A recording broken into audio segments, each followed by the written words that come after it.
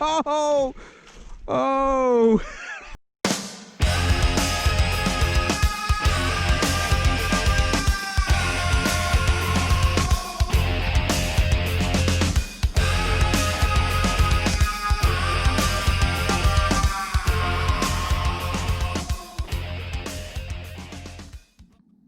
Hey, what's up, guys?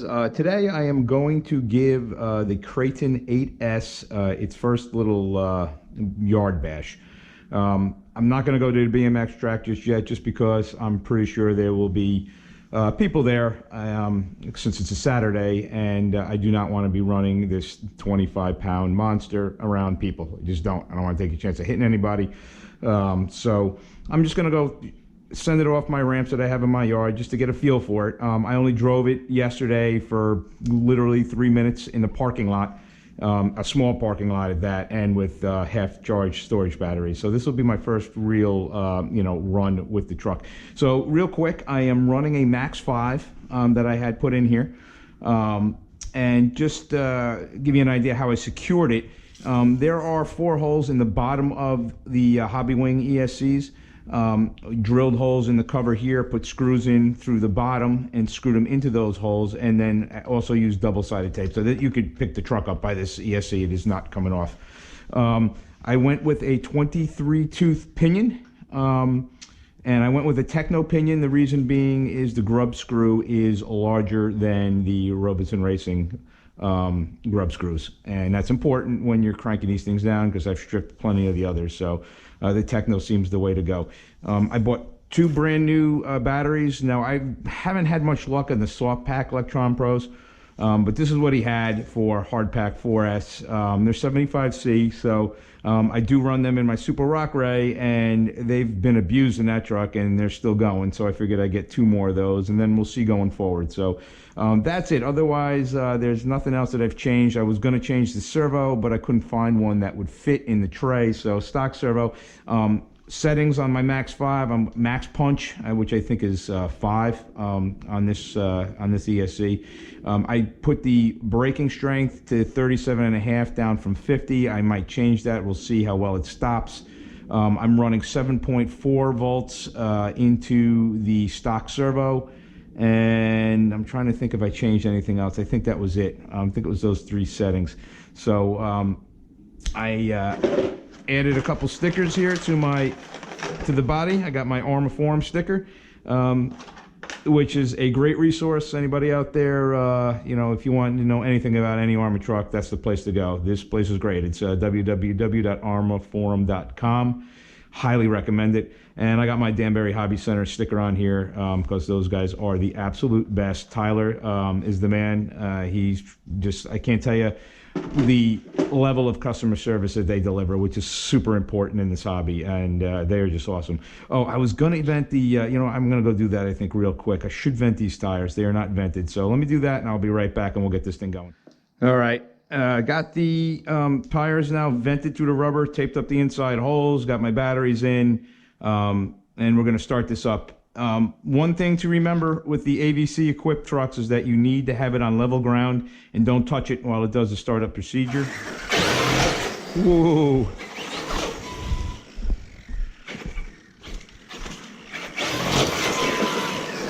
It gets the wheels up. Do not hit that. Yeah, all right. We got wheelies.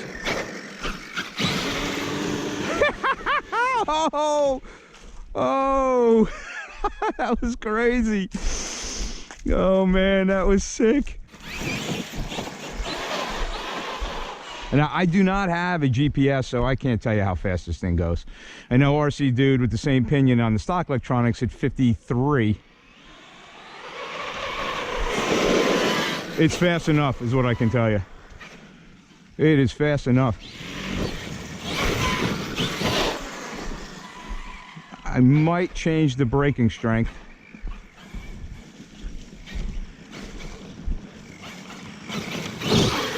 No!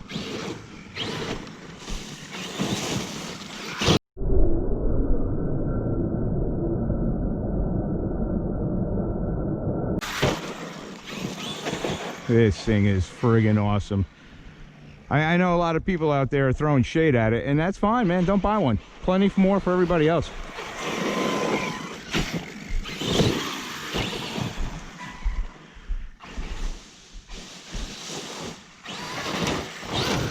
Ooh, right on the nose.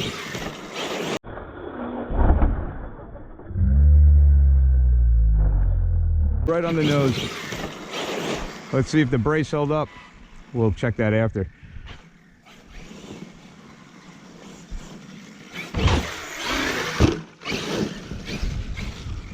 Man, this thing is so wide. Holy crap. Margin of error for the ramp. Much, I mean, the suspension on this thing is so nice, man. There's so much travel.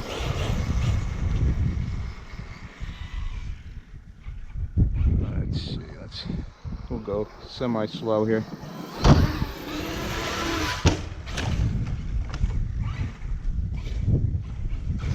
Uh-oh, that doesn't look good.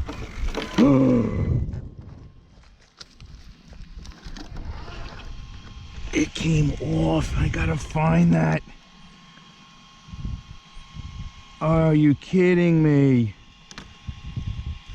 It just split it.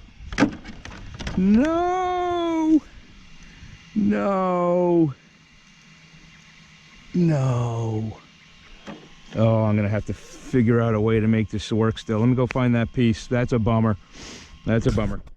All right, I think we may be in luck. Here is the shock from my Super Rock Ray. It looks... the shafts look about the same. So let me get this off. Got my handy dandy shock tool. This thing is awesome. Thanks, Rich Duberbash, for telling me about this thing. Hey, one thing worth noting while I'm in here is you're going to need 3mm hex drivers to work on this thing. A lot of the screws, even the ones holding the shocks in, are 3mm. So you might want to plan ahead. All right, man, back in business. And the center brace straight from that hit I took before. No harm, no foul. All right, let's get back out there.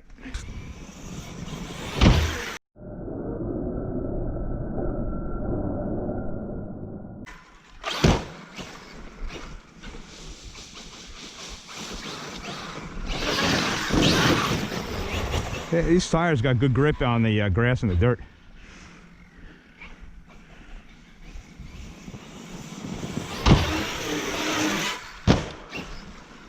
All right, shock rod end look good. Yeah, you see, here's the difference I think between what I'm doing and what RC Dude 81 does. He hits his ramp flat out, man. He goes so fast. I don't think I could, not without a lot more practice, do what he does. But it's going to make, when you do that, it makes it harder to rotate in the air.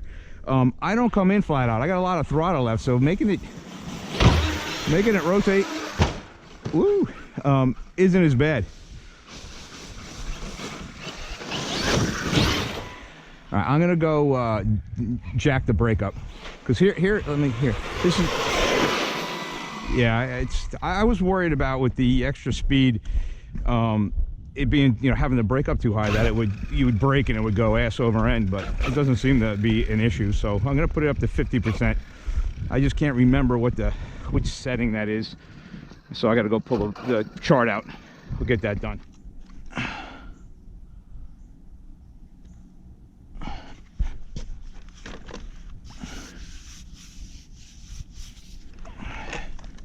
Ooh, I think I bent the chassis.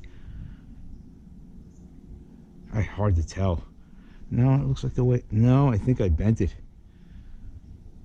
Oh dear. Oh dear. All right, stop so much better now.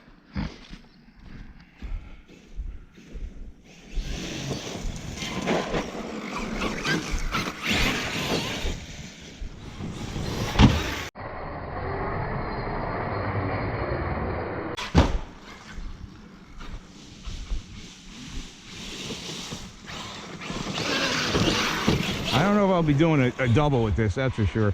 Not at least until I change motors. Gear it up even more. Whoop. No! Oh shit, that was up. I hit the brake.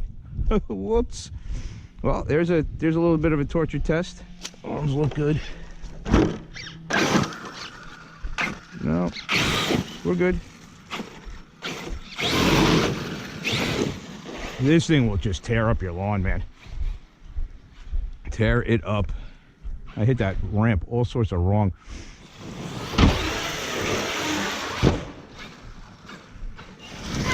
I'm gonna swap in my 45-degree ramp real quick.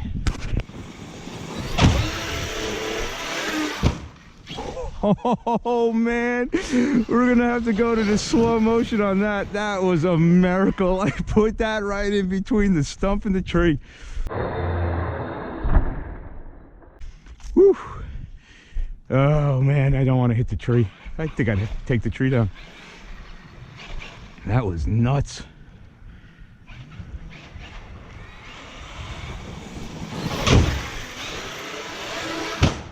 And there you go. Stuffed it right in there. What did I just say? What did I just say, dickhead? Oh yeah, that took off the front of the bumper. Oh, I'll have to get one of them. I mean, that was a rough hit. Holy smokes. It took bark off. Let me see if I can find that piece of the bumper. This is what people watch my channel for, I got a feeling.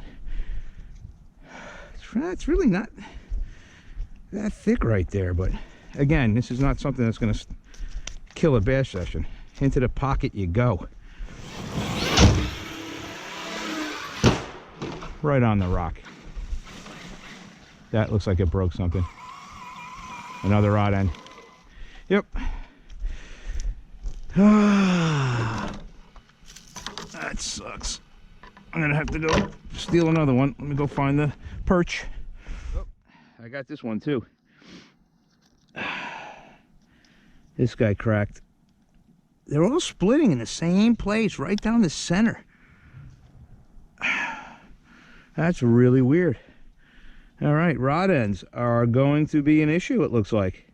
Rod ends are going to be an issue. Let me... Oh, I like that, man. Look at that. Nice CVD, so you're not losing these. That looks nice and straight. These are beefy. All right, into the repair shop. All right, guys, I don't think I'm going to be able to use this. I'm having a hard time screwing it onto the turnbuckle, and it looks like, as I hold this together, that the hole in the Arrma rod end is just larger than this. Let me measure.